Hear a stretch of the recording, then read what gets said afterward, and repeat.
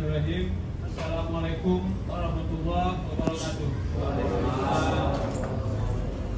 Selamat siang, salam sejahtera untuk kita semua.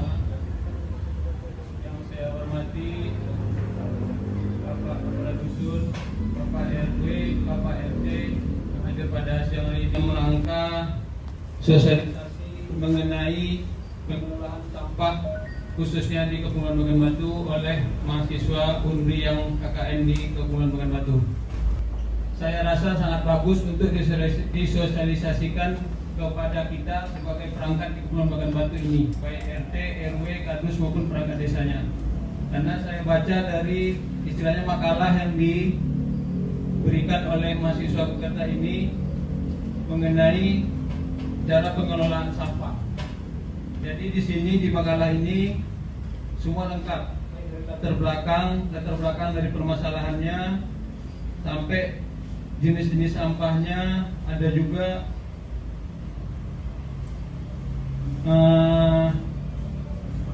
tempat pembuangan sampahnya dan cara mengatasi sampah yang ada di Kepulauan Bagan Batu ini pada khususnya. Baiklah, sebelum kita memulai acara, alangkah baiknya kita berdoa agar acara kita nantinya bisa berjalan lancar dan mudah-mudahan dapat memberi manfaat untuk kita semua. Rabbi shrahli sadri wa yassir li amri wahlul 'uqdatam min lisani yafqahu qawli. Rabbana atina fid dunya hasanah wa fil akhirati hasanah wa qina adzabannar. Walhamdulillahi rabbil alamin.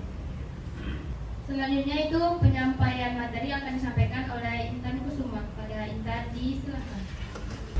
Terima kasih pada bapak-bapak yang sudah mau menyempatkan waktunya untuk dapat hadir dalam sosialisasi penyuluhan perancangan pengelolaan sampah di Kepulauan Bagan Batu. Nah, mungkin sebelumnya Pak, kita masuk dulu yang pertama sudah tertera, yaitu bapak-bapak udah tahu belum itu sebenarnya arti dari sampah? Dari sampah sebenarnya gitu Pak. Kita kan tahu itu sampah. Cuma sampah ini apa gitu. Ada bapak-bapak yang ingin menjawabnya Pak? Zat padat maupun yang tidak padat. Dia mempunyai sifat itu organik sama juga anorganik yang keberadaannya itu tidak dapat kita manfaatkan lagi di lingkungan. Nah, jenis-jenis sampah itu ada dua, ada 4 Pak. Yang pertama itu ada organik, itu mudah diurai, dan anorganik itu sulit diurai. Contoh daripada organik ini seperti buah-buahan, sayuran, terus sisa-sisa makanan, bangkai hewan maupun yang lainnya. Sementara yang anorganik ini kenapa dia sulit untuk diurai? Karena materialnya itu bukan dari alam. Contohnya seperti plastik, logam, besi, kaca, dan lain sebagainya. Nah, kita lanjut nih Pak, topik utama kita. Apa saja permasalahan sampah di Kepulauan Bagan Batu? Mungkin bapak-bapak ada yang ingin memberikan pendapatnya, apa saja masalah sampahnya? Yaitu masalah sampah yang dirasakan oleh masyarakat Kepulauan Bagan Batu ialah pencemaran, yaitu menimbulkan bau busuk, ya juga merusak lingkungan lah, karena sampah yang ada di Kepulauan Bagan Batu ini tidak terarah, yaitu di mana keinginan masyarakat membuang di situ ya di situ, tidak ada arahnya. Jadi alangkah mengganggunya di lingkungan khususnya Kepulauan Bagan Batu ini. Terima kasih. Baik Pak, terima kasih banyak Pak. Masalah sampah yang ada di Kepulauan Bagan Batu, terutama dan paling utama itu tentang pembuangan sampahnya ya Pak ya. Pembuangan sampah di Bagan Batu ini terletak langsung dibuang di tengah-tengah trotoar jalan aja gitu Pak. Nah, itu yang akan kami kulik juga untuk sampai akhir acara kita nanti.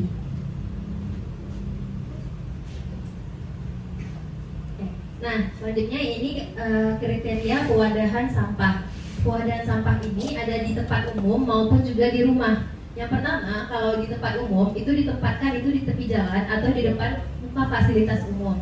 Terus dia tidak mengambil lahan trotoar, tidak mengganggu pemakai jalan ataupun sarana umum lainnya, mudah dioperasikan, aman dari gangguan binatang, serta tertutup, tidak mudah rusak dan kedap air.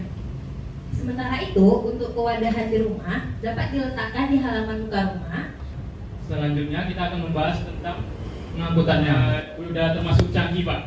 Jadi nanti kontainernya ini bisa diganti-ganti Pak.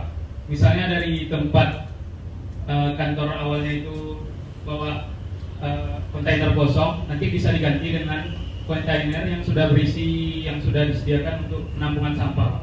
Jadi nanti yang kosong ini ditinggalkan dan yang berisi itu diangkut lagi Pak. Jadi langsung ke TPA. Nah selanjutnya aktivitas utama penanganan sampah di lokasi TPA. Kan tadi tiap harinya kita mengangkut sampah dari rumah, dari pasar ke TPA kan Pak. Agar sampah itu tidak menumpuk di TPA-nya, kita bisa melakukan pemilahan sampah. Nah, setelah pemilahan sampah organik dan anorganik tadi, kita bisa mendaur ulang sampah anorganik yang masih bisa didaur ulang. Seperti botol-botol, jika bisa kita daur ulang lagi Pak. Nah, untuk sampah organiknya, kita bisa membuat kompos Pak, seperti yang Bapak jelaskan tadi Pak. Dan setelah itu, sampah yang tidak bisa didaur ulang dengan sampah yang tidak bisa dijadikan kompos tadi ditimbun Pak. Jadi sampah yang kita bawa ke TPA tadi tidak menumpuk Pak. Nah, dampak dari air lindi ini yang seperti Bapak sampaikan tadi Pak, pencemaran yang terjadi oleh sampah ini Pak. Yang pertama itu pencemaran air tanah. Pengertian air lindi dulu ya Pak. Air lindi itu adalah rembesan air dari sampah Pak. Jadi nanti sampah yang sudah ditumpuk itu terkena air hujan, jadi rembesan air sampah tadi itu namanya air lindi Pak. Itu bisa menyebabkan air tanah tadi menjadi tercemar. Jadi misalnya di dekat rumah kita ada sampah, nanti berbahaya jika terkena air lindi ini Pak. Yang selanjutnya pencemaran udara. Pencemaran udara ini juga mengganggu kita Pak, yaitu seperti baunya yang kurang sedap. Nah itu juga mengganggu kita Pak. Selanjutnya berkembangnya berbagai penyakit. Nah di sampah tadi juga bisa berkembangnya berbagai penyakit Pak, seperti nyamuk, tikus. Nah itu juga bisa membahayakan kesehatan kita. Yang selanjutnya adalah berkurangnya estetika lingkungan. Estetika lingkungan ini Pak, keindahan tempat kita Pak, seperti di pasar Pak. Jadi kan di pasar itu orang kadang buangnya di trotoar kan Pak. Alangkah baiknya kan kita nengoknya tidak ada sampah Pak. Jadi supaya estetika lingkungan kita terjaga. Jadi ini adalah data-data yang setelah kami ambil dari Kepenghuluan Bagan Batu Pak. Ini ada data dari tahun 2020 sampai tahun 2024. Data dari tahun 2020 sampai 2024 ini makin meningkat Pak. Setelah itu kami proyeksikan Pak, atau kami perkirakan pertumbuhan penduduknya selama 20 tahun mendatang Pak. Karena kami merancang pengelolaan sampah ini agar 20 tahun ke depan itu tetap masih bisa menahan sampahnya Pak. Nah, didapat data tahun 20 tahun mendatang itu yaitu sebesar 17.243 jiwa penduduk Pak. Nah, tidak hanya jumlah penduduknya saja Pak, kita juga memerlukan data-data seperti jenis sarananya Pak, seperti pendidikan, kesehatan, peribadatan, dan komersil Pak. Karena ini juga penghasil sampah kita ya Pak, seperti TK, SD, SMP, MTS, SMA, dan juga rumah sakit, seperti tempat beribadah dan komersil Pak, seperti pasar kan. Tadi kita tentunya di Bagan Batu ini pastinya setiap tahunnya pasti kan bertambah kan Pak jumlah penduduknya.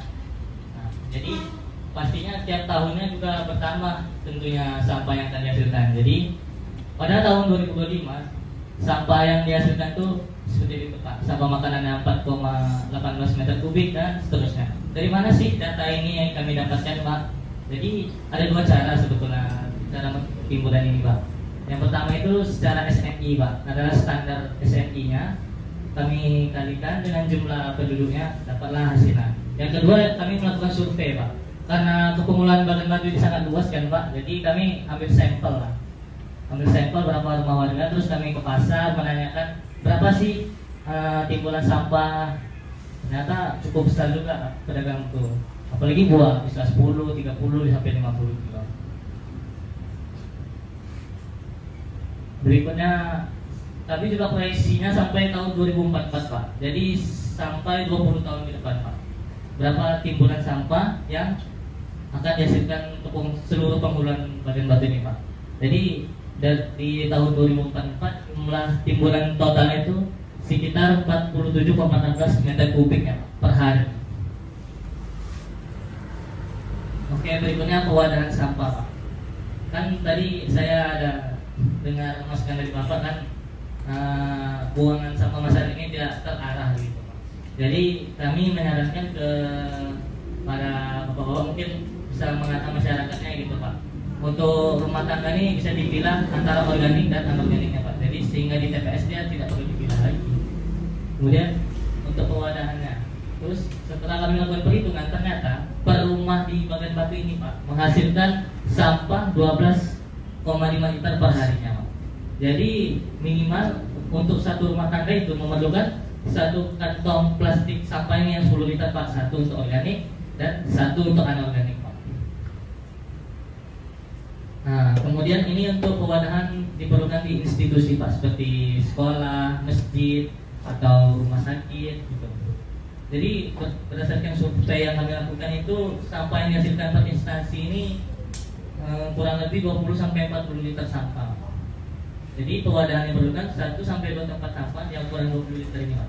Tadi bilang ada sampah organiknya Pak. Juga tadi masalahnya di sini karena sampah itu belum menghasilkan Pak, gitu kan Pak. Nah, jadi kami di sini ada juga sosialisasi ekoenzim kemarin Pak. Jadi sampah itu kita buat ekoenzim, dimana yang 4 tong ini udah kami isi Pak. Jadi kalau nilai ekonomis ekoenzim ini sendiri Pak, kualitas paling bawahnya itu 10.000 Pak. 10.000, kualitas terbaiknya itu sampai 35.000. Itu dijual di online kami survei kemarin Pak. Segitu aja. Jadi 1 tong ini kira-kira 70 liter minimal yang dihasilkan ekoenzimnya. 70 liter kali 10.000 dikali 4 tong sudah 2.800.000 Pak.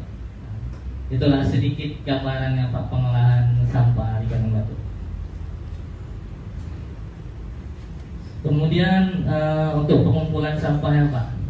Jadi kami sudah menghitung tadi 20 tahun ke depan itu sekitar 47,16 meter kubik per hari.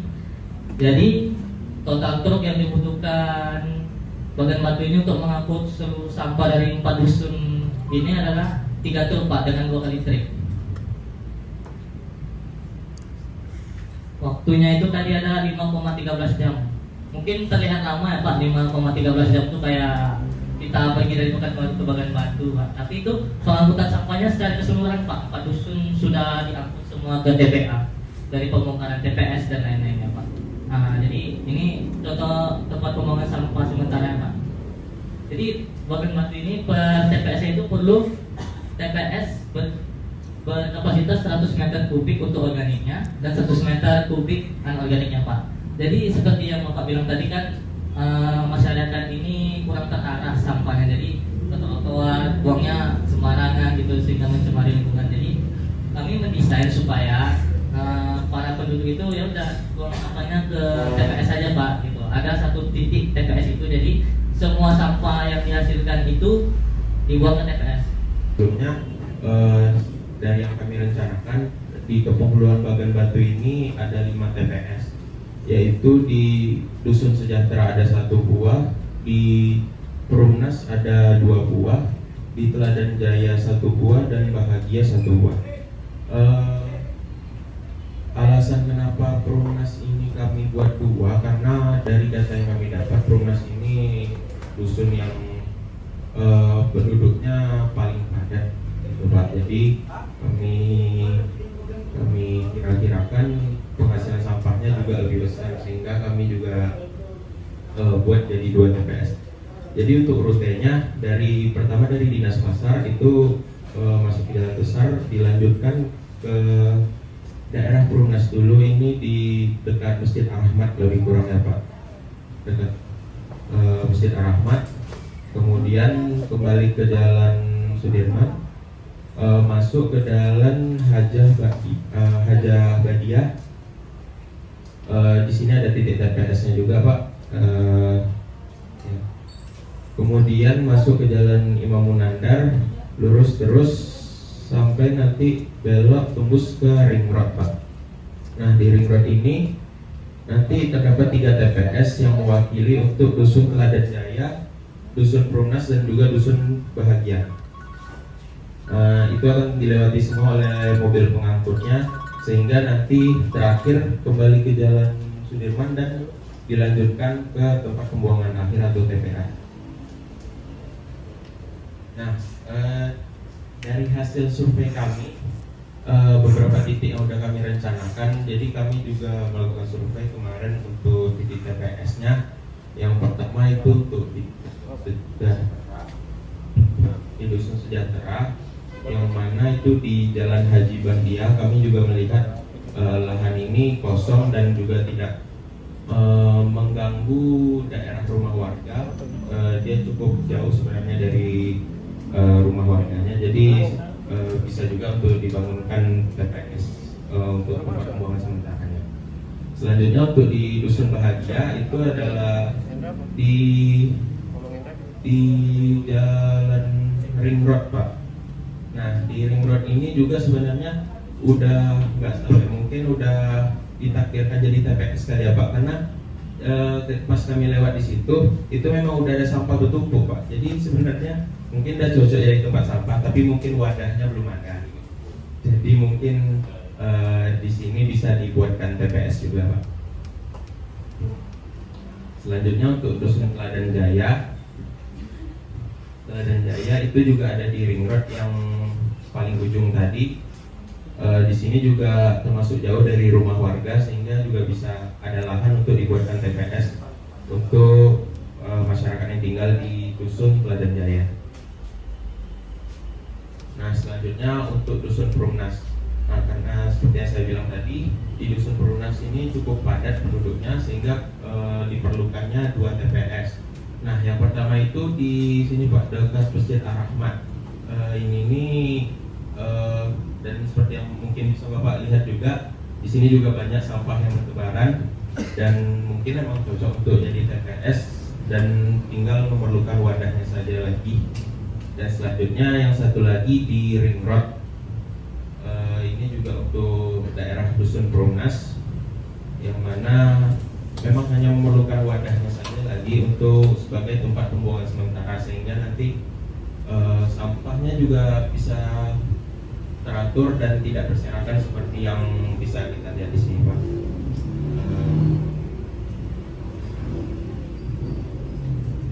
Baiklah, ini kami akan menampilkan video sedikit mengenai pengangkutan sampah dari buang sampah ke TPS, lanjut sampai pengangkutannya.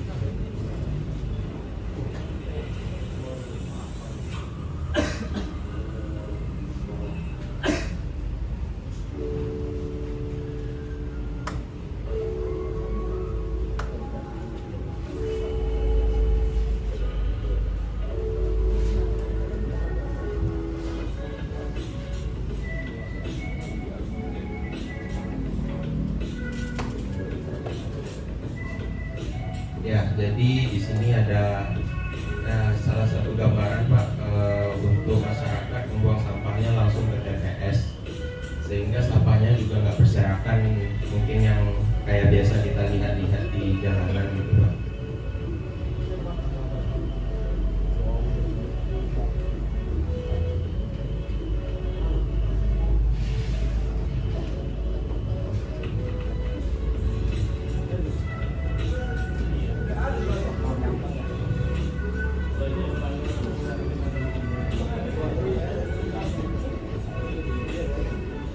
Nah setelah semua dikumpulkan, barulah mobil pengangkut itu mengambil sampah yang ada di TPS. Nah itu barulah nantinya menuju TPA. Jadi sampahnya nggak berserakan itu kan Pak, jadi tetap teratur dan kita pun nggak melihat pemandangan sampah lagi gitu.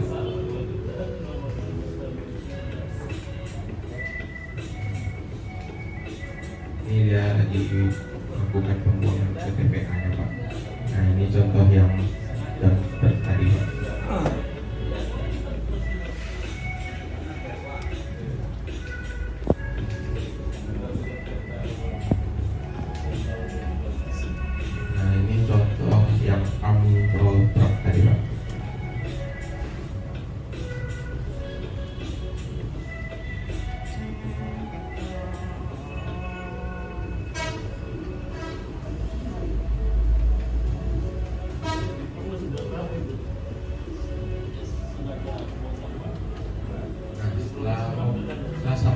sampai di TPA barulah mulai dilakukan kegiatan yang sudah dijelaskan teman saya tadi seperti pementahan, pengolahan, maupun penimbunan dari sampah-sampah di sana.